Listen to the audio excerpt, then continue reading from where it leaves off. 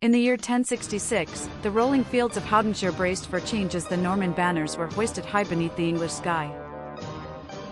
The year is 1066. William the Conqueror seizes the crown of England by raw force.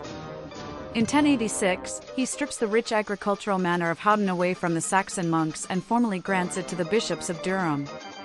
This creates a special, independent royal liberty known forever as Howdenshire.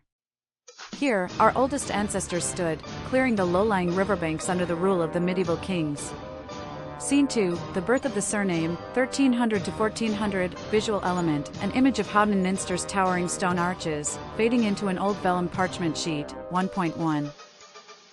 By the 1300s, new royal taxation laws force every resident to claim a permanent hereditary last name.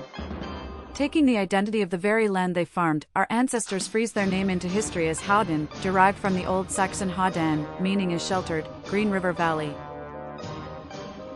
An illustration of sheep herds moving through the rugged, misty hills of the Scottish lowlands and the borders near Edinburgh, 1.1.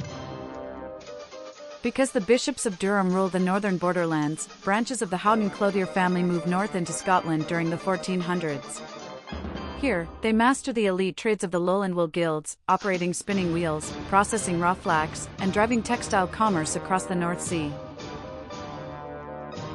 A wooden merchant sailing ship cutting through heavy Atlantic waves toward a primitive wooden shoreline dock, 1.1. The family splits globally during the chaos of the English Civil War. In 1653, an adventurous pioneer named Robert Howden claims his piece of the American dream, boarding a wooden vessel to settle tobacco concessions in the Virginia colony under the early headright land system.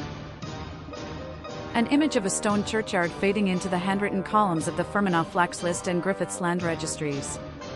Back in the United Kingdom, your direct branch moves down to Northern Ireland. On March 27, 1706, John Howden finalizes his English affairs and sails across the Irish Sea to County Fermanagh. Under the Church of Ireland lines, the family locks down generations of leases for lives near Monia and Derrybullen, serving as master wagon makers and yeoman farmers. A dark, moody animation of a ship's lower holds, fading into a map of early Toronto, Canada West. In 1835, William and his son James pack their heavy blacksmithing tools and board the transit boats out of Londonderry. The voyage across the Atlantic is a brutal crucible lasting 13 weeks and 3 days, a roller coaster ride in a dark tunnel that lands them safely on the frontier docks of Ontario. A detailed illustration of a monumental, ancient hollowed-out white pine or oak tree inside a dense forest clearing, with smoke curling from a crude stone chimney built into the side. Arriving in the dense wilderness of Warwick Township, Lambton County, the old-growth timber is so massive that James adapts instantly to survive. Before his log house cabin is finished, James creates a legendary family sanctuary, carving out a shelter right inside the massive trunk of a hollow tree, keeping his newborn son Samuel safe from the elements as they clear the soil. An image of a massive team of oxen or steers skidding monumental logs through thick mountain mud toward a fast-moving river. The family's woodcraft moves west into the Pacific Northwest timber rushes. In 1910, Samuel and his brother run a busy billiards hall in the railroad hub of Sandpoint, Idaho, while George operates as an elite timber teamster, driving massive teams of steers to float old-growth white pine logs downstream.